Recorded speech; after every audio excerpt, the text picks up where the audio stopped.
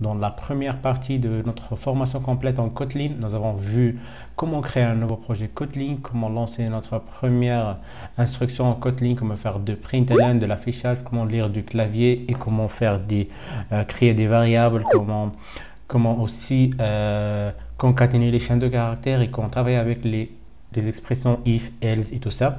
Et aussi, on a terminé notre première partie par un exemple sur les comparaisons avec when, qui est en algorithmique le selon. Si vous n'avez pas déjà vu cette première partie, vous pouvez juste retourner la voir dans la chaîne. Donc, nous allons maintenant poursuivre notre formation dans sa deuxième partie. On va voir comment travailler avec les boucles. Donc, je vais supprimer tout ça et on va attaquer à notre deuxième partie avec un exemple sur les boucles. Donc, les boucles sont beaucoup dans la programmation. On cite par exemple les boucles while, les boucles do while et les boucles for. En français ou bien en algorithmique, c'est le boucle pour et le boucle tant que faire et répéter un traitement jusqu'à une condition. Donc là, on va commencer tout d'abord par un while, le boucle while. Donc, ça s'écrit de cette façon. Donc, while, c'est-à-dire tant que, while. Cette condition qui est là, elle est vérifiée. Bien sûr, on ne va pas écrire condition, mais c'est juste un syntaxe général.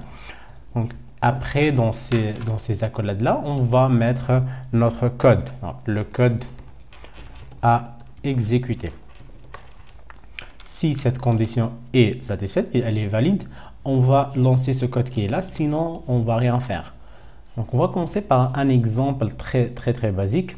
Donc, je vais par exemple créer une variable compteur comme ça, qui va prendre la valeur 1. Après, on va tester sur cette valeur, sur ce compteur, si ce compteur while, tant que ce compteur ne dépasse pas le 5, c'est-à-dire inférieur ou égal à 5 ou bien inférieur strictement à 6, c'est pareil. Donc, on va exécuter un traitement. Tout ce qu'on va faire, c'est juste de l'afficher avec println comme on l'a vu déjà dans la première partie. Donc, instruction ou bien itération numéro et on va juste afficher ici le compteur. Bien sûr, on a vu qu'en Java, on peut faire ça et ça, c'est encore valide en Kotlin, mais il est conseillé d'utiliser cette string interpolation, cette méthode de concaténation en chaîne de caractères. Donc là, on a si ce compteur-là, il est valide, c'est-à-dire comment il va raisonner le compilateur. Si le compteur est inférieur à 5 ou inférieur ou égal, il va exécuter ça. Après, qu'est-ce qu'on va faire? Après qu'il affiche le numéro de l'itération, on va juste incrémenter le compteur. On a vu que pour incrémenter, on peut faire plus et aussi on peut faire plus égal 1 ou bien plus égal à 2, etc. comme on veut. Mais si on va incrémenter avec 1 seulement, on peut faire plus tout simplement comme ça. Alors là, comment ça va se passer? Donc, on a un compteur qui est à 1. Après, tant que ce compteur est inférieur ou égal à 5, on peut entrer dans cette boucle et on peut afficher ou bien on peut exécuter le code qui est dedans. Donc, là, on est à 1. Donc, il va entrer ici. Il va exécuter ça. Il va incrémenter. Donc, ça va être 2. La prochaine fois, il va réessayer. Donc, il va exécuter parce que le 2 est encore inférieur ou égal à 5. Ça sera après 3. La deuxième fois, c'est 4. La troisième fois, c'est 5. Et après, quand c'est 5, quand le compteur est égal à 5, là la méthode est satisfaite, la condition est satisfaite. Mais après, le compteur, ça va être 6. Là, à cette étape-là, le compteur est à 6. Donc, quand il essaye de re-exécuter ce code-là, il essaie de rentrer encore une fois dans la boucle, il va constater que le compteur n'est plus inférieur ou égal à 5, donc il va passer à autre chose. Traitement à exécuter une fois le compteur est égal à 6. Ok, donc on va voir, on va exécuter, on va voir qu'est-ce que ça va nous donner. Bien sûr, pour exécuter, on a vu comment faire. On peut cliquer juste ici et faire clic droit run ou bien exécuter, ou bien cliquer sur ce petit flèche là en vert, ou bien venir ici et cliquer sur run. Je vais exécuter ici run main programme.qt, c'est-à-dire .kotlin. Bien sûr, le projet est en train d'être buildé, d'être compilé. On compile le code Kotlin en code bytecode. Et après, on a le résultat qui est ici, itération numéro 1, 2, 3, 4, 5. Une fois le compteur est égal à 6, le compteur passe à 6. Donc, on ne peut plus entrer dans cette boucle-là. Donc là, c'est comment ça marche le while. On va voir encore un exemple pour bien comprendre comment ça se passe. Je vais tout supprimer et on va démarrer avec un nouveau exemple. Donc je prends par exemple var sum qui est à 0. Ok, et je vais faire par exemple encore un compteur. Vous pouvez l'appeler i ou c comme vous voulez. Donc je vais le mettre par exemple à 10. Donc, tout simplement comme ça. Et je vais faire while. La condition, c'est que le compteur là, il est différent de 0. Notre compteur là, il est différent de 0. Qu'est-ce qu'on va faire à ce moment-là? On va ajouter à la somme. On va ajouter, ça va prendre somme plus le compteur. Ce qu'on va faire pour que ça soit clair dans vos têtes, c'est qu'on va calculer les valeurs de 0 à 10. Ça sera la somme des valeurs qui se trouvent dans 10, de 0 à 10. Donc, c'est-à-dire 10 plus 9 plus 8 plus jusqu'à 0 ou bien jusqu'à 1. Parce que s'il est différent de 0, on ne va plus entrer dans cette boucle-là. Et là, qu'est-ce qu'on va faire? On va faire compteur moins. C'est-à-dire on va décrémenter. Dans ce cas-là, le compteur était au début à 10, après ça sera 9, ça sera 8, 7, 9, 7, 6, 5, 4, 3, 2 et 1 pour faire vite. Quand le compteur sera à 0, là le compteur n'est plus différent de 0, donc on ne va plus faire ce traitement-là. Et après, à la fin, après avoir fait tout le calcul du somme des variables ici, ou de somme des valeurs qui se trouvent entre 0 et 10, ou bien entre 1 et 10, on va tout simplement afficher la somme de cette façon-là. Qu'est-ce qu'on va mettre? On va mettre somme comme ça. Et là, bien sûr, vous pouvez constater qu'on est en train d'utiliser une méthode, une affectation qui n'est pas recommandée du tout, parce que c'est pas faux ça, on peut faire ça, mais je vous ai montré dans la première partie une autre méthode qui est l'affectation de cette façon. Quand on veut faire ajouter ou bien multiplier ou tout ce que vous voulez, toutes les opérations arithmétiques que vous pouvez faire, on peut tout simplement faire comme ça, de cette façon, plus égal compteur, c'est-à-dire l'ancienne valeur de somme, et on va ajouter la valeur du compteur. Et à la fin, on va juste calculer. Donc, ça sera 10 plus 9 plus 8, etc. Donc, pour faire le calcul rapidement, pour qu'on soit sûr du résultat. Donc, on a 10, après le 9 plus 1, c'est encore 10, 8 plus 2, c'est encore 10, 7 plus 3, donc là, c'est encore 10, on est 40, 6 plus 4, c'est 50 et 55. Donc, le résultat doit être 55. Et vous voyez bien qu'il affiche bien 55, donc le compte est bon, on est bien là. Ok, maintenant on va voir le boucle qui est l'inverse de ça. On va voir le do while. Qu'est-ce que ça veut dire le do while? Le while, tout simplement, c'est l'inverse de ça. Si le while en algorithmique, c'est le tant que condition faire ce traitement, et le do while, c'est l'inverse. C'est-à-dire, ça sera do, donc do, c'est-à-dire faire avant et après vérifier. Do while.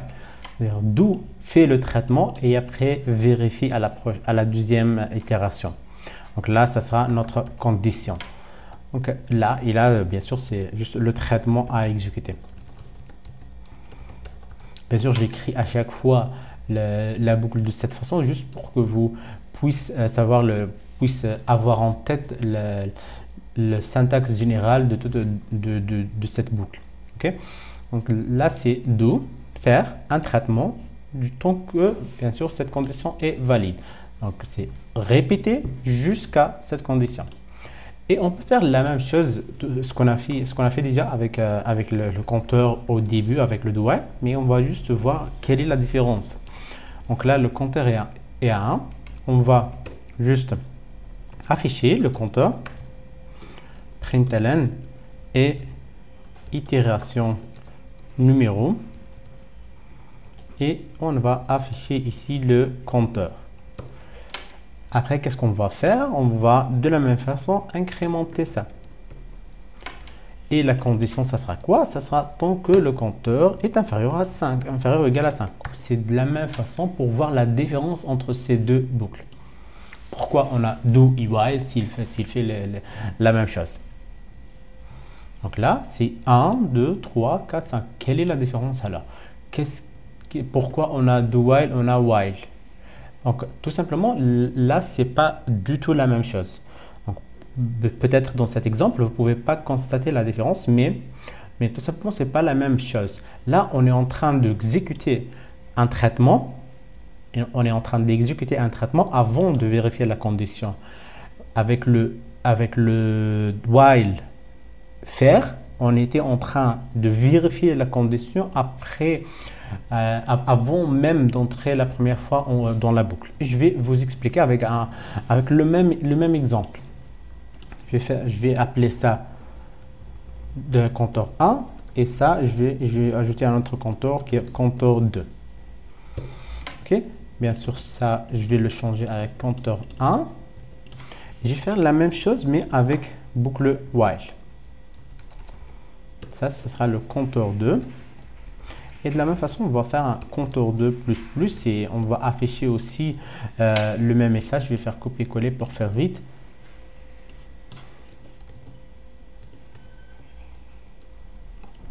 Hop.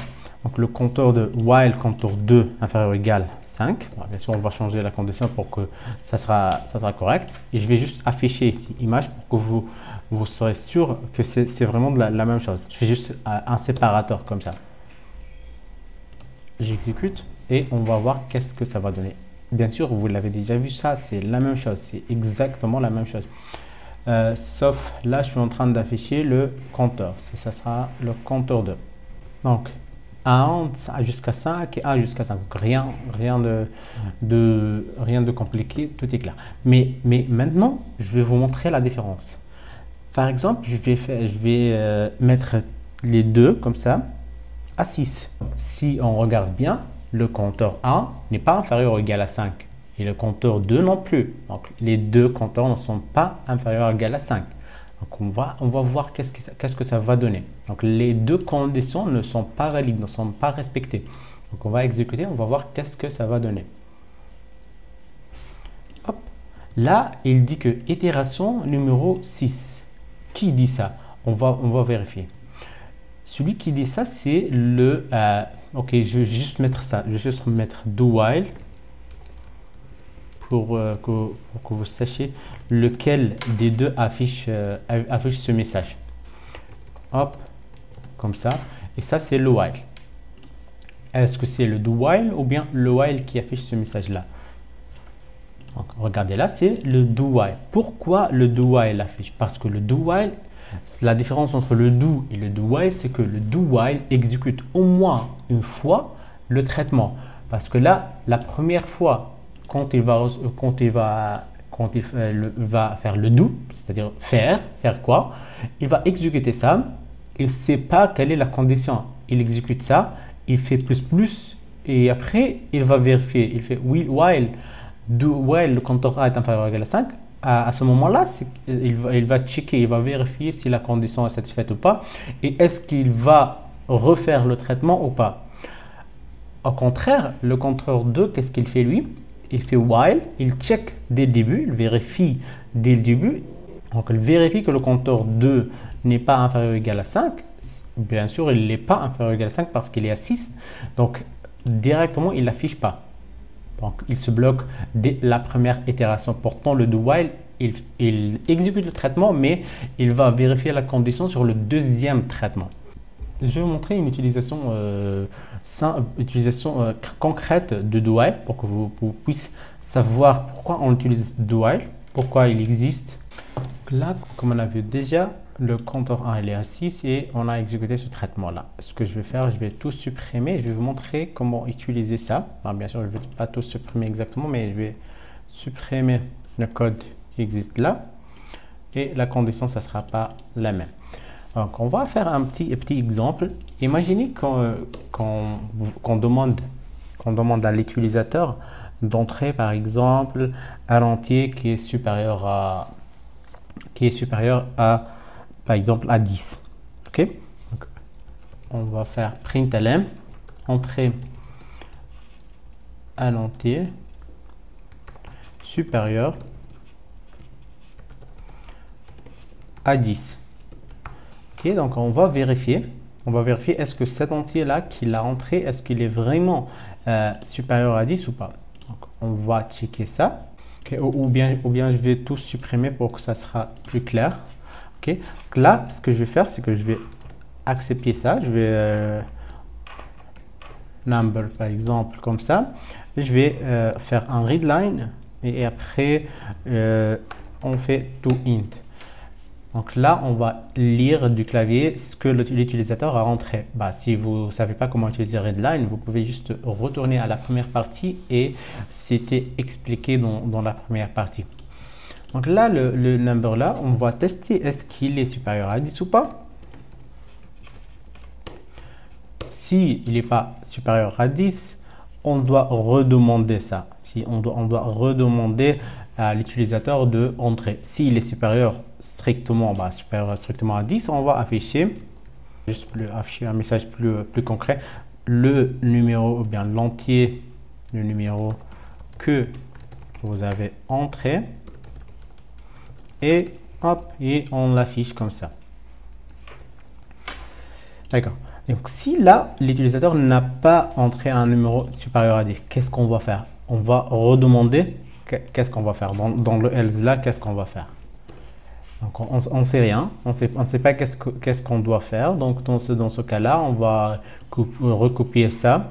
Mais après, la deuxième fois qu'il n'entre pas un entier supérieur à 10, comment on va comment on va redemander. Donc tout ça, ça doit être dans une boucle.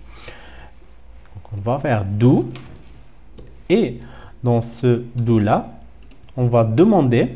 Donc, la première fois, on va demander ça.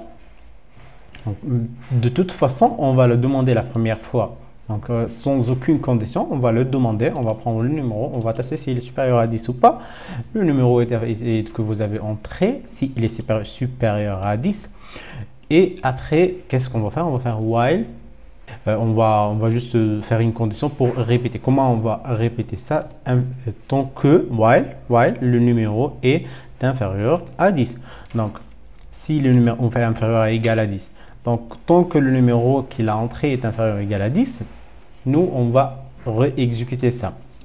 Donc, on fait une exécution comme ça visuelle. Qu'est-ce qu'on va faire la première fois sans aucune connaissance de la condition? On affiche entrée un entier supérieur à 10. On récupère l'entier entrée.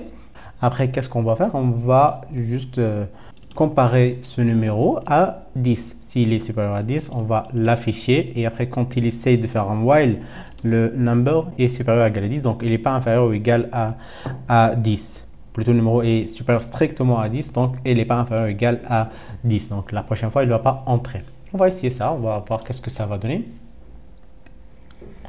On va essayer de respecter la condition dès la première fois. Donc là, je vais faire 11. Hop. Le numéro que vous avez entré, c'est 11. Donc, c'est bon. Il n'a pas redemandé le numéro. Donc, la deuxième fois, on va faire 2. Il redemande. 3, il redemande. Le 4, il redemande. Et maintenant, on va donner 20. Hop. Et là, il ne redemande plus. Il affiche le numéro que vous avez entré et 10. OK. Donc, bien sûr, ça, vous pouvez l'utiliser dans plusieurs autres exemples. Vous pouvez checker si l'utilisateur a entré un numéro positif, par exemple. Si vous demandez qu'il entre à son âge, par exemple, l'âge doit être sûrement positif. Si vous demandez qu'il entre son âge qui doit être supérieur à un âge bien précis, 18, 20, que ce soit. Donc, vous devez redemander à chaque fois. S'il entre rien, si readline vide ne retourne rien, bien sûr, là, vous devez aussi redemander d'entrer un âge valide. OK? Donc, vous pouvez imaginer plusieurs autres exemples. Donc là, c'est l'utilisation while et le do while. Et maintenant, on va voir comment utiliser le boucle for. Il y a plusieurs écritures du boucle for en Kotlin. Donc, nous, ce qu'on va voir, c'est comment… Déjà, on va commencer par le syntaxe général comme d'habitude. On écrit for et après, le compteur, que ce soit l'item ou bien le compteur, et après in dans un range, dans une intervalle. L'intervalle, on peut l'écrire par exemple de cette façon. I, voilà, 1, 2 points, 2 points, 5. C'est-à-dire de 1 à 5. Le compteur, il va commencer à 1 et et à la fin, ça sera 5. Donc, on n'est pas obligé de faire comme les for dans C ou bien dans le langage C ou bien dans le langage Java, de faire comme ça. Compteur reçoit 0 et après le compteur va prendre un pas plus, etc. Donc, on n'est pas obligé de faire ça. On peut tout simplement écrire compteur il est entre 1 et 0, c'est-à-dire la première fois il est 1, après 2, 3, 4 et 5. On va commencer par voir qu'est-ce que ça va donner. On va afficher ça et le compteur égale la valeur du compteur. Et on va exécuter comme ça et on va regarder qu'est-ce que ça va donner. Donc là, vous voyez bien qu'il est 1, 2, 3, 4, 5. C'est beaucoup plus facile que le while, mais à chaque boucle, son utilisation. Mais, et en plus, pour le for, ça ne s'arrête pas là avec Kotlin. Avec Kotlin, c'est beaucoup plus compliqué. Il y a plusieurs façons de faire ça. Tout d'abord, on peut se débarrasser de ça. On peut les utiliser pas les accolades. Bah, ça, c'est que ce soit dans if, ou bien dans tout traitement, ou bien toute expression. Donc, si vous avez besoin juste d'une seule ligne, vous n'êtes pas obligé à mettre les accolades. Donc, ça, c'est quelque chose. Après, vous pouvez dire, puisqu'on n'a pas, le pas, en Java, comment on l'écrit, on fait comme ça, int i égale à 0. Donc, il est initialisé à 0, c'est-à-dire il va commencer à 0. Après, le i doit être inférieur ou égal à 5. Ou bien, dans notre cas, c'est 5, ok? Pour que ça fait 5 fois. Et après, on va faire comme ça. Et après, on affiche ce qu'on veut ici. Donc, le pas, c'est 1. Puisqu'on fait plus. Si on veut qu'il décrémente, on fait moins. Et on commence inversement de 0 et on s'arrête donc on commence à 5 et on s'arrête à 0. Donc ça pour décrémenter en Java. Mais en Kotlin, puisqu'on n'a pas ce pas-là, on n'a pas le plus et on ne sait pas comment faire. Donc on peut tout simplement faire comme ça. On écrit, on commence par 5. Ok, donc ça ne sera pas in, mais ça sera l'inverse. On commence par compteur plutôt in et après ça ne sera pas le 2 points. Donc i 5, après down to, c'est-à-dire on descend à quoi? À 1. Donc c'est l'inverse. Pour incrémenter, je vais mettre les deux écritures là. Ça c'est pour un compteur qui s'incrémente par 1. Donc de 1 à 5 et pour un compteur qui décrémente ou bien qui descend de 5 à 1, on fait down to. Okay? Donc de 5, on descend à 1. Ok, donc on va exécuter, on va voir qu'est-ce que ça va donner. Donc je vais supprimer ça juste pour que ça soit un peu organisé, pour qu'on n'affiche pas les messages des deux compteurs. Donc là, vous voyez bien qu'il y a 5, et après 4, et après 3, et après c'est 2, et après 1. Ok, on voit maintenant encore une autre problématique. On peut incrémenter un compteur, c'est-à-dire on peut passer de 1 à genre 10, Mais là, ce qui va se passer, c'est qu'il va incrémenter par 1. Et nous, comme je viens de le dire, en Java, on peut faire plus reçoit 2, plus reçoit 4 pour qu'on puisse avancer avec un step de 2 par exemple, ou 4, ou que ce soit. Donc, là, vous voyez, c'est toujours, on incrémente par 1. Donc, pour qu'on incrémente avec un step, un pas en français, un pas de 2 ou 3, comme on veut, on fait step 2. Donc là, c'est step 2, c'est-à-dire un pas de 2. C'est-à-dire, qu'est-ce qui va se passer? On va faire 1 et après, on incrémente le compteur avec 2. C'est-à-dire, le compteur, il sera au début 1, après 3, après, on va voir, je ne vais pas tout citer. Donc, je l'exécute là et on va voir qu'est-ce que ça va donner. Donc là, c'est 1 et après 3, parce que 1 plus 2, après plus 2, 5, plus 2, 7, plus 2, 9. OK? Donc, bien sûr, il ne va pas arriver à 10 parce que là, le compteur, ça sera 11 et le 11 est supérieur à 10 et lui, il va respecter sa condition d'arrêt qui est le 10. OK? On peut faire bien sûr la même chose avec le down. Si on fait l'inverse, allez, on commence par 20 et on descend jusqu'à 1. Et avec un step, ça peut être 3 à 4 comme vous voulez. Hein. On n'est pas obligé de mettre 1. On peut faire exécuter et on va voir qu'est-ce que ça va donner. Hop, donc là, on est compteur, il commence par... on a mis 2 points, non, c'est down to et exécuter. Et on va regarder qu'est-ce que ça va donner. Donc, vous voyez bien ici, 20 et après 18, après 16, 14, 12, 10, etc. jusqu'à 2. Bien sûr, on ne peut pas afficher le 0 parce on va finir à 1. Si ça devient 0, on peut afficher le 0. La valeur finale, la condition d'arrêt, on l'appelle comme ça. Donc maintenant, on peut afficher le 0 parce que on lui a demandé de descendre jusqu'à 0. Donc là, c'est vraiment des utilisations très basiques de for.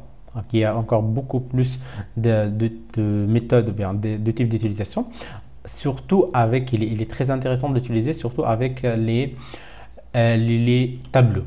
Donc, on va voir un exemple avec un tableau avant d'arriver au tableau parce qu'on va aller voir en détail comment travailler avec les tableaux, les collections et tout ça. Mais on va voir un petit exemple comme ça rapide.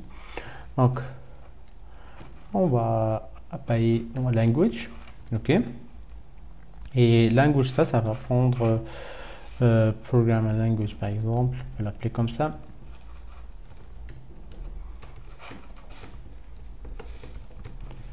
Hop, et ça sera un array of. Un array of quoi? On va initialiser les éléments de type string, puisque le premier élément c'est un string, donc on va afficher les éléments qui sont de type string. Java, Kotlin, Python. On peut mettre quoi d'autre? Le C++. C'est tout, je vais pas tout citer. Donc là, ce qu'on va faire, c'est pas de cette façon. On va pas faire le for de cette façon. La première méthode de faire ça, c'est par exemple, de prendre un compteur, comme on l'a fait au début. Ça commence par 1 et de 0 jusqu'à programming.lastIndex. OK? LastIndex, c'est-à-dire le dernier indice qui est là. Donc, ça commence par 0 parce que les indices des tableaux commencent par 0 jusqu'à lastIndex qui est normalement 0, 1, 2, 3. Donc, et à chaque fois, on va afficher ça. Language. Et on va afficher qu'est-ce qu'on va afficher là? On va afficher le programming language de compteur. C'est un tableau, donc on va lire.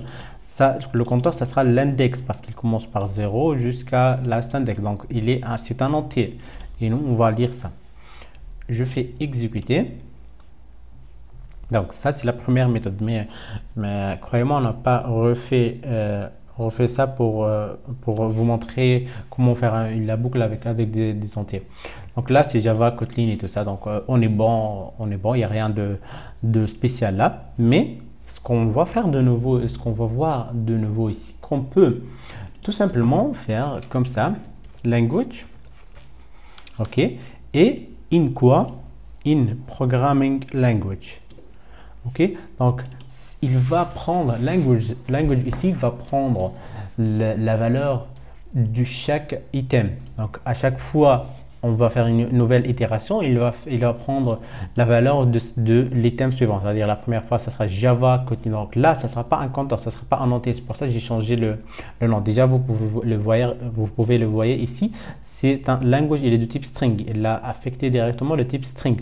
Pourquoi? Parce qu'il sait que programming languages plutôt, programming languages ici, c'est un tableau. Ok? Donc, ah oui, c'est pour ça que j'ai oublié le N. Ah. Ok, donc Programming Languages ici, c'est un tableau. Il contient plusieurs langages de programmation. Et nous, qu'est-ce qu'on va faire? On va à chaque fois récupérer les thèmes directement. On n'est pas obligé de faire Programming Language de le compteur de 0 ou bien de 1 et ainsi de suite. On peut tout simplement le récupérer de cette façon et lui, il va s'occuper de tout. Ça, on peut l'appeler la boucle for each pour d'autres langages de programmation. Et exécuter. Mais la boucle for each, il est encore un peu... on va la voir aussi, c'est pas juste ça. Surtout avec les collections, elle est très pratique.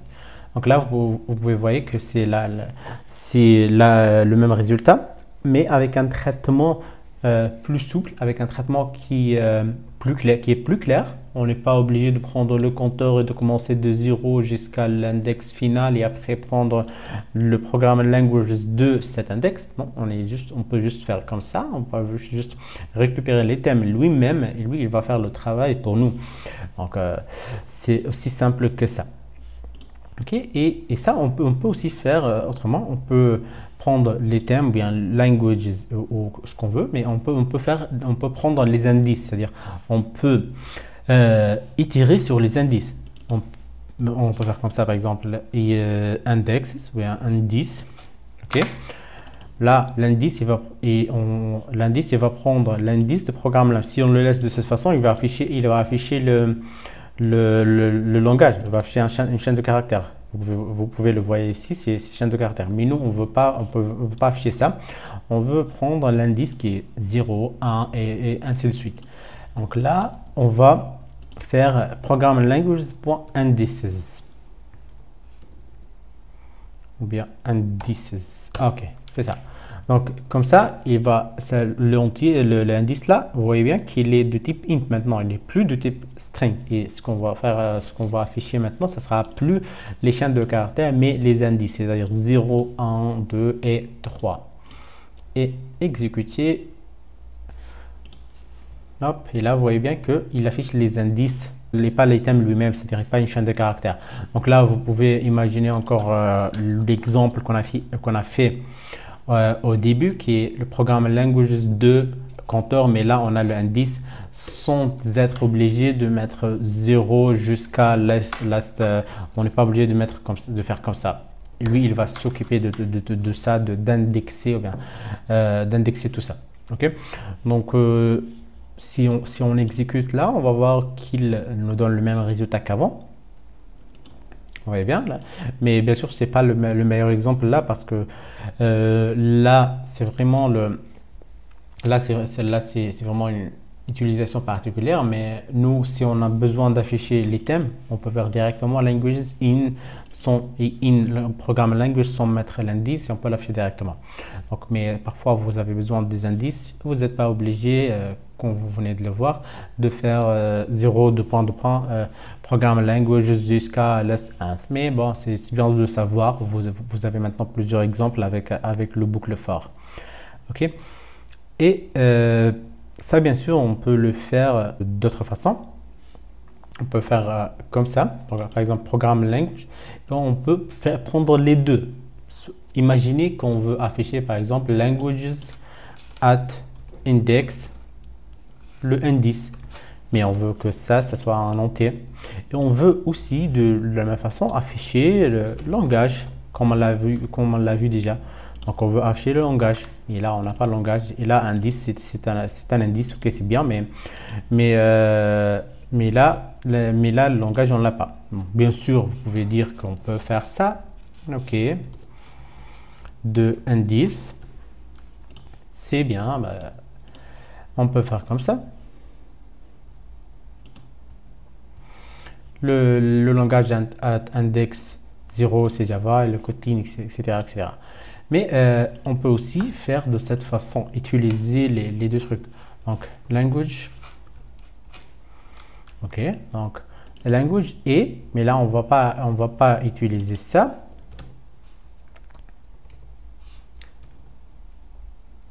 With index. Ok, donc with index là, il va nous retourner un iterable, il s'appelle iterable comme ça. Et ça, vous voyez qu'il est de type entier et le deuxième, il est de type string. Donc, toujours le premier, c'est un entier, c'est l'indice. Et le deuxième, c'est l'item lui-même. Ok, on peut afficher donc de cette façon-là. Bien sûr, avec le $, sinon il va afficher le langage en dur comme ça. Hop, exécuter, on va voir le résultat. Qu'est-ce que ça va nous donner? Vous voyez bien, indice 0, Java, Kotlin, Python, C++, et tout ce que vous voulez. Vous voyez, l'utilisation de for, elle est beaucoup plus simple et beaucoup plus complète avec Kotlin. Donc, vous avez plusieurs méthodes d'utilisation, ça dépend de votre besoin. Vous n'êtes pas obligé, c'est pas parce qu'on a vu ça à la fin, c'est que celle-ci est la meilleure méthode. Donc, ça dépend de votre utilisation. Qu'est-ce que vous voulez afficher? On a utilisé cette méthode parce qu'on veut l'afficher de cette façon. Si on veut afficher juste le langage, on peut utiliser juste le langage directement et sans with index, sans rien. Maintenant, je vais tout supprimer. On va voir quelque chose qui est très intéressant, qui est les fonctions. Comment écrire des fonctions en Kotlin, comment les appeler, comment passer les paramètres, comment récupérer la valeur retournée par une fonction. Donc, tout ça, c'est vraiment intéressant. On avance bien là, parce que là, on va voir les fonctions. Après, on va voir l'orienté objet, comment créer des classes, des objets, tous ces trucs-là. Après, les interfaces, les classes abstractes, l'héritage et tout ça. Donc, ça va venir avec le temps. Donc, on va maintenant, comme je viens de dire, de voir comment créer des fonctions. Tout simplement, je vais commencer par un exemple très basique. Là, je vais faire l'addition comme on a vu dans la première partie. Je vais créer une variable qui s'appelle sum et la somme va prendre, par exemple, number ou bien un numéro. Là, je vais essayer d'utiliser le français. Numéro 1. Et là, je prends 10, var numéro 20. Et je vais faire tout simplement l'addition. Je vais faire la somme des deux numéros 1 et 2. Et après, qu'est-ce que je vais faire? Je vais tout simplement afficher ça. La somme, ou bien number plus number 2 égale somme. Ok, donc ça c'est un traitement. Il est basique, on l'a déjà vu, on l'a expliqué ici aussi. Donc je vais vous montrer qu'est-ce que ça donne déjà. 10 plus 20, ça donne 30, rien de magique. Mais imaginez qu'on a besoin de faire la somme plusieurs fois. De faire l'addition et de l'affichage à chaque fois. Donc, si par exemple j'ai d'autres méthodes, j'ai d'autres numéros, par exemple numéro 3 qui prend par exemple 11, numéro 3 qui prend 21. Et maintenant, qu'est-ce que je vais faire? Là, c'est 3 et là, c'est 4. Donc, maintenant, qu'est-ce que je vais faire? Je vais faire copier-coller pour ça et je vais faire somme de et ça prend 3, 4, 3, 4 et somme 1. Et vous pouvez imaginer une infinité d'appels de cette façon. Ces deux lignes-là, on a besoin de les réutiliser plusieurs fois. Donc, on a besoin de réutiliser un bout de code, que ce soit ces lignes ou bien une centaine de lignes, mais on a besoin d'un bout de code qui se répète plusieurs fois. On a besoin de que ce bout de code soit générique, soit réutilisable. Donc, on peut tout simplement l'extraire d'ici et de créer une fonction. Ok, donc là, c'est là où s'affiche, c'est là où se manifestent les fonctions, ou bien c'est là où les fonctions semblent intéressantes. Imaginez comme si on a, par exemple, une méthode qui s'appelle calculer somme, une fonction qui s'appelle calculer somme, on passe juste numéro 1 et numéro 2 en paramètres et lui, il va les calculer. Si on a besoin de calculer et d'afficher le numéro 3 et 4, on va faire 3 et 4. Donc, si on a besoin, c'est toujours une seule ligne qu'on va copier ou bien qu'on va écrire ou une seule fonction qu'on va appeler pour faire un traitement bien défini. Donc, tout simplement, on va la créer maintenant parce qu'il est en rouge. Là, c'est parce qu'il n'est pas créé. On va faire fin pour dire que c'est une fonction comme le main ici, c'est fin. Et après, on l'appelle calculer somme.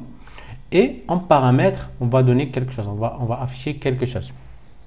Ok, on va faire un traitement. Donc le premier paramètre, ça sera un numéro. Ok, 1. Et ce numéro-là, il est de type. Donc on fait 2 points et int. Donc vous n'êtes pas obligé d'écrire var ou bien val. Parce que ce ne sont pas des variables à déclarer, ce sont des variables qui passent en paramètre. On va juste les réutiliser. Et ici, on va faire un numéro 2. Ok, on ouvre les crochets comme ça. Et dedans, on va faire notre traitement qui est int. Ah, non, c'est pas int comme ça, c'est comme ça.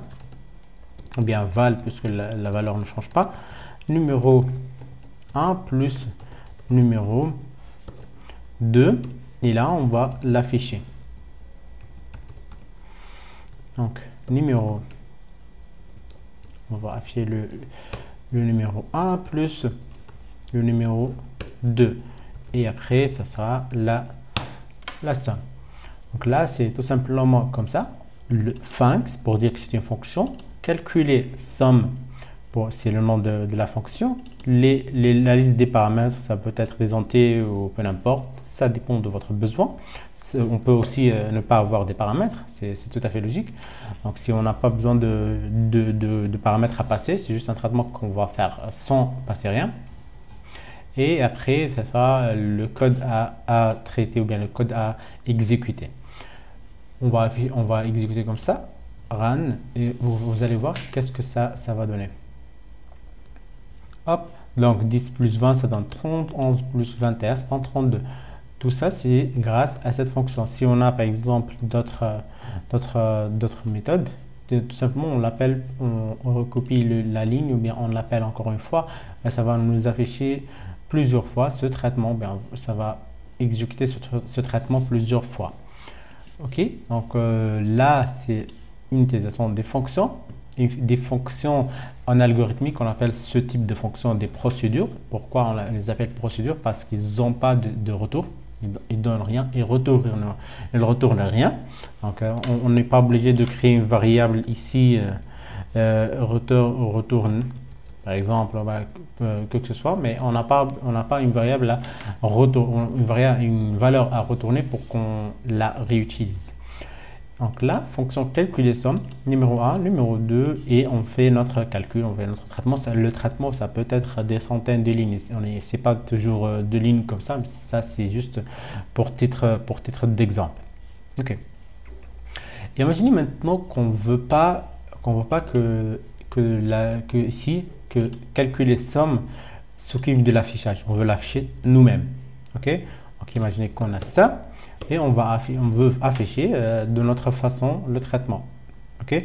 Donc on veut que ce calculer somme là, il fait le calcul seulement et nous on s'occupe de l'affichage. Ok. Donc ce qu'on va faire, c'est qu'on va retourner cette valeur somme. On fait return. Ok, et on retourne somme. Mais pour retourner une valeur, on doit dire que cette fonction retourne à l'entier. Donc on vient ici, on fait 2 points int, c'est-à-dire cette fonction-là, elle va retourner une valeur de type entier. Quand on met rien, c'est-à-dire on n'a pas besoin de faire un retour. Mais si on met rien et on fait un retour, c'est une erreur. Ici, l'inverse, on fait, on donne un type de retour et on ne retourne pas aussi, c'est une erreur là. Vous voyez bien, il est souligné en rouge là, le crochet de fermeture. Il dit que remove explicitly return type of enclosing function. Donc, retourner quelque chose avant de fermer la fonction. Donc, on doit bien retourner quelque chose là. Okay. Mais nous, bien sûr, on va retourner la somme parce que c'est dans cette ligne-là qu'on va s'occuper de l'affichage. Donc, on va juste appeler cette fonction pour qu'elle fasse le calcul, bien l'addition, et nous, on va s'occuper de l'affichage. Et quand on n'a rien, par exemple, l'exemple d'avant, on n'a rien mis ici, mais on peut le mettre. Hein, c'est unit, c'est ce qu'on appelle en Java void.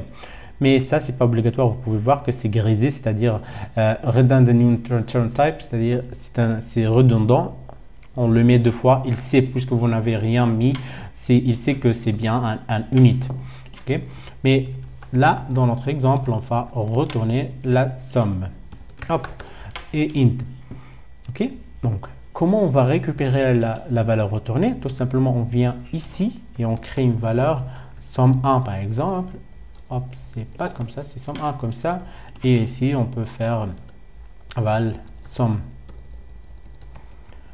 2 et on récupère la valeur. Tout simplement comme ça. Après, on peut afficher ça et on peut afficher ça. On va exécuter, on va voir qu'est-ce que ça va nous donner.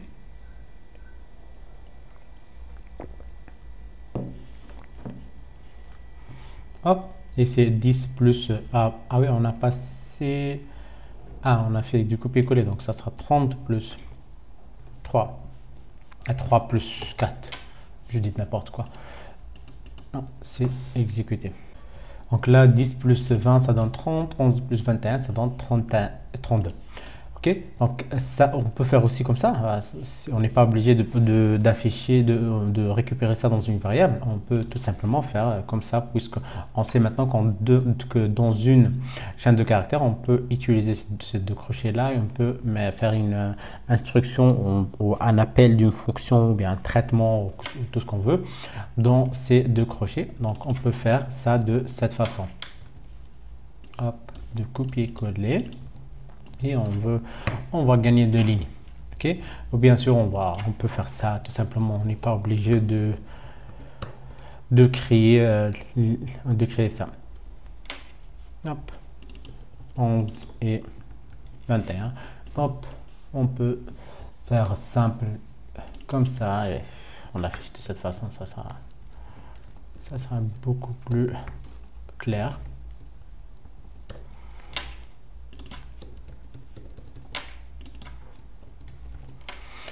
Ok, donc là, c'est vraiment, il n'y a plus de code et c'est ça l'utilité des fonctions, c'est la réutilisation. On a un bout de code qu'on peut réutiliser n'importe où et sans être obligé de créer le même traitement ou les mêmes appels ou bien les mêmes instructions plusieurs fois. Ok, donc aussi, il y a une particularité avec Kotlin qu'on peut créer les fonctions de cette façon, d'une manière beaucoup plus simple, c'est-à-dire comme ça. On peut faire reçoit directement et numéro 1 plus numéro 2. C'est une fonction en linéaire, c'est-à-dire inline functions. Si ma traduction est bonne, mais c'est inline function, donc calculer somme, ça va prendre numéro 1 et 2 et ça va retourner. Ça, c'est égal à ce qu'on a déjà fait. On fait 2 points int et après on retourne la valeur. Si on fait comme ça, reçoit directement, cette fonction reçoit une valeur, reçoit numéro 1, c'est-à-dire cette fonction retourne numéro 1 plus numéro 2. C'est tout simplement comme ça. Donc non, il n'y a pas vraiment quelque chose de compliqué à comprendre. C'est dans une seule ligne on peut déclarer une fonction. Maintenant, je vais faire un autre exemple pour changer un peu. On ne va pas rester sur les sommes. Par exemple, imaginez qu'on a un programme qui demande à l'utilisateur d'afficher, de donner son nom, println, hop, entrez votre nom, l'utilisateur va l'entrer, nous on va faire nom reçoit readline deux points. Bah, on n'est pas obligé, ça retourne string. Quand c'est une chaîne de caractères, on n'est pas obligé de caster ou bien de forcer le type. Et après, on va afficher le prénom, le nom, bien le prénom, votre nom. Hop, et on va l'afficher comme ça. Et je vais faire pareil. Ok, donc entrée, votre âge, par exemple. J'essaie juste de faire un traitement un peu qui prend plusieurs lignes, juste pour vous expliquer l'utilité là. Et là, c'est to int. Ok. Et bien sûr, à la fin, on va l'afficher. On y est arrivé. Hein. Donc, votre âge, 2 points, et âge. Ok, donc là, c'est un traitement qu'il demande à l'utilisateur d'entrer son nom et après, il entre son âge et après, on les affiche tous les deux. Bah, c'est un traitement qu'on a fait déjà dans la première partie de Kotlin, quand on a vu comment lire des strings et des entiers du clavier. Par exemple, là, je vais écrire Nadim et là, je vais faire 20. Donc, il nous affiche bien ça. Okay. Imaginez maintenant que vous voulez exécuter ça plusieurs fois, ou vous voulez écrire, donc l'afficher plusieurs fois pour un deuxième utilisateur, pour un troisième utilisateur et tout ça. En plus, vous avez un traitement qui est sur 6 lignes. Vous pouvez simplifier ça et tout simplement, vous pouvez le mettre dans une fonction que vous pouvez l'appeler comme vous voulez. Enfin, moi, je vais l'appeler demander information. Ok, bah, c'est tout simplement comme ça. Là, c'est une fonction qui ne demande rien en entrée. Il va juste faire ce traitement là qui est juste dans le main. On va l'appeler tout simplement de cette façon, demander information, et on est bon. Hop, j'exécute comme ça. Hop, entrez votre nom. Hop. Là, on est bon, on peut l'afficher comme ça plusieurs fois. Il va faire le traitement plusieurs fois. Et maintenant, si je veux, par exemple, je vais juste déplacer le code. Je vais le mettre par là. Et après, ce nom-là, je vais le passer en chaîne de caractères après l'avoir récupéré. Bah, juste pour l'exemple. OK. Donc, je vais laisser juste cette méthode pour l'affichage seulement. Et donc, du coup, je vais l'appeler afficher information. Je vais recopier le nom, mais il va juste afficher le nom et l'âge. Et je vais aussi demander d'autres informations, par exemple, comme le prénom.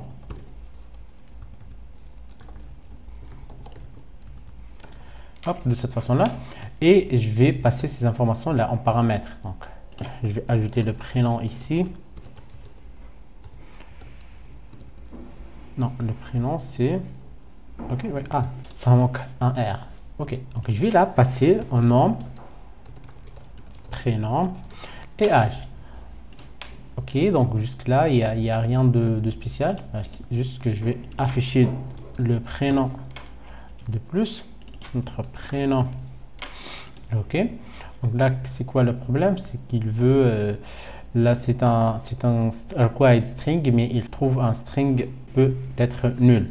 Ce qu'on peut faire, c'est juste de ajouter ça, hop, et ajouter ça, c'est-à-dire, comme je l'ai expliqué dans la première partie, c'est juste pour dire que je sais que ça peut être nul, mais moi je vais l'afficher, je vais le prendre comme ça à ma responsabilité. Bien sûr, je vous ai dit que on prend ça comme ça et après je vais vous expliquer en plus de détails. Hop, exécuter là, on va voir qu'est-ce que ça va donner. Bien sûr, c'est pas le but de faire l'affichage avec le prénom de plus. Hein. S'il y a quelque chose que je vais vous montrer, mais j'ai besoin de beaucoup de paramètres, 3 paramètres au moins pour vous la montrer. Donc là, c'est Nadim. Hop, et là c'est Gouya, et là c'est 20 par exemple. Hop, et là on a les informations qui sont affichées. Ok, donc là, pourquoi il sait que ça c'est le prénom? Parce qu'on l'a passé comme premier paramètre. Pourquoi il sait que le prénom c'est ça? Parce qu'on l'a passé en deuxième. Et pourquoi l'âge? Parce qu'on l'a passé en troisième. Si on prend prénom ici et nom ici, là, il va afficher il va prendre ce prénom comme étant le nom et le nom comme étant le qu'est-ce que j'ai fait ça là? Non, c'est correct. Donc prénom ici et je vais l'afficher. Vous allez voir qu'est-ce que ça va donner. Okay. Rappelez-vous bien que j'ai entré Nadim comme nom et Gouya comme prénom. Ok. Et là le H c'est 30. Mais lui, qu'est-ce qu'il a affiché? Il a affiché Gouya comme nom. Pourtant, le nom, j'ai entré Nadim et le prénom, j'ai entré Gouya. Donc, il a fait l'inverse. Pourquoi? Parce que lui, il sait rien. Pour lui, c'est juste l'ordre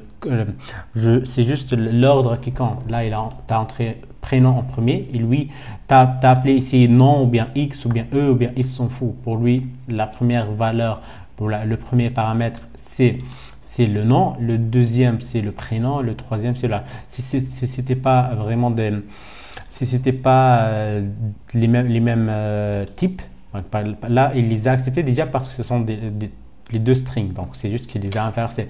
Mais si on affiche le prénom ici et l'âge ici, il ne va pas les accepter. Pour lui, l'âge, tu as passé un entier, mais ici, tu dois passer une chaîne de caractères. Et dans le troisième paramètre, tu dois passer un entier, parce qu'il attend un entier en troisième paramètre, mais toi, tu as passé le nom. Donc ça, si on était en Java, on n'a rien à faire. On doit respecter ça, on n'a rien à faire. Mais en Kotlin, on a quelque chose qui s'appelle les paramètres nommés. Ok, named arguments, comme vous voulez. On peut dire ici que le prénom égale à prénom, le âge égale à âge et le nom égale à nom. Là, c'est le nom du paramètre, là, puisque ça s'appelle nom ici. Donc, nous, on lui a dit que le prénom, la variable qui s'appelle prénom, elle va prendre cette valeur-là. Et la variable qui s'appelle h, peu n'importe son emplacement, peu n'importe son ordre, s'il était le premier, le deuxième, le troisième, on s'en fout maintenant, puisqu'on a les variables ou bien les paramètres qui sont nommés. Donc, prénom, il va prendre âge. Donc, on va tester pour que vous puissiez voir le résultat, qu'est-ce que ça va donner et comment ça peut influencer notre code. Donc, le prénom ici, je vais mettre Gouya. Le nom ici, je vais mettre Gouya. Le prénom, je vais mettre Nadim. Et là, je vais mettre 40. Ok. Donc, le nom, c'est Gouya. Ok. Pourtant, on a passé le nom comme le prénom en premier paramètre. Donc, si on n'avait pas les paramètres nommés, on doit afficher le nom ici. Donc, et le prénom et l'âge en deuxième paramètre. Donc, si on n'avait pas les paramètres nommés, il va afficher l'âge à la place de prénom et le nom à la place d'âge. Mais là, on voit que tout est bon. Le nom, c'est Gouya, donc il affiche Gouya, Nadim, donc il affiche Nadim. Et l'âge, c'est 40, il affiche bien 40. Donc là, c'est les paramètres nommés. C'est vraiment une fonctionnalité qui est très cool avec Kotlin. Donc on peut inverser, on n'est pas obligé de respecter toujours l'ordre des variables qu'on passe. C'est vraiment pratique aussi quand on a plusieurs paramètres à passer. On n'est pas obligé à vérifier est-ce qu'il est en premier le paramètre ou est-ce qu'il est le troisième, cinquième, je ne sais pas quoi. Donc on peut juste appeler avec son nom et on s'en fout de son emplacement. Ok. Et là, il reste quelque chose à voir. Il reste justement quelque chose à voir avec les fonctions. C'est les valeurs par défaut. Et ça aussi, on ne l'a pas avec tous les langages de programmation. On peut affecter une valeur par défaut. Ok. Maintenant, imaginez qu'on veut par exemple afficher, afficher l'âge par défaut. Si on n'a pas d'âge ici, si on supprime ça, on a supprimé ça. Donc, on n'a pas d'âge, on ne peut pas affecter une valeur. Ok, donc on ne va pas le passer. Ok, mais quand même, la fonction demande un troisième paramètre qui est l'âge.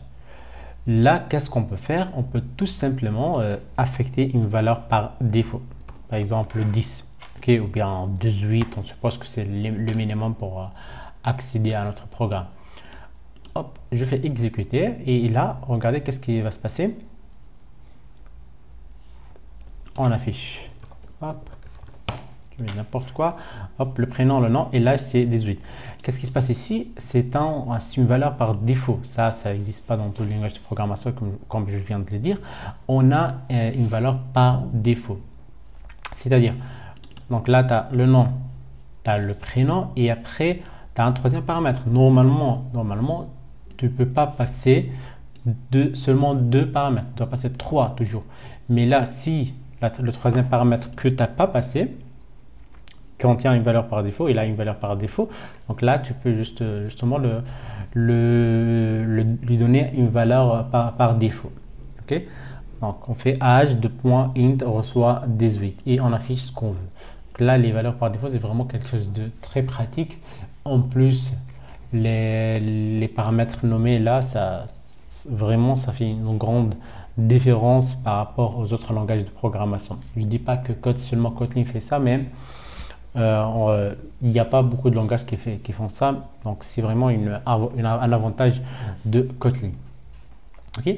Donc là, on a tout vu avec les boucles, le while, le do while et aussi on a vu quelques exemples avec les fonctions. Donc comment utiliser des fonctions avec une valeur retournée. On a vu aussi comment créer des procédures, c'est-à-dire une fonction sans une valeur de retour, donc elle retourne rien. On peut retourner un entier, on peut aussi ne rien retourner, c'est-à-dire retourner un unit. Si on a une valeur de retour, donc on doit faire return, on doit avoir l'instruction return à la fin. Et on peut aussi utiliser des paramètres nommés, on peut donner des noms aux paramètres, c'est-à-dire on peut les appeler avec leur nom et on peut aussi donner des valeurs par défaut aux paramètres, donc de cette façon-là.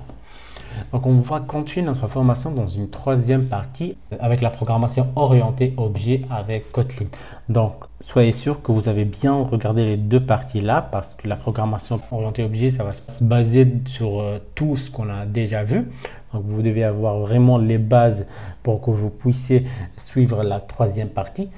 Donc on se voit prochainement dans la troisième partie qui va pas tarder, bien sûr, ça va être lancé dans 2 jours au maximum. Et bien sûr, n'oubliez pas de laisser un commentaire si vous avez des questions, s'il y a des parties que j'ai pas bien expliquées ou il y a quelque chose que vous voulez que je l'explique dans la prochaine partie. Et aussi, n'oubliez pas de s'abonner à la chaîne et d'activer la cloche pour que vous receviez des notifications dès que je lance la troisième partie et la quatrième aussi, toutes les prochaines vidéos, toutes les prochaines formations que je vais lancer.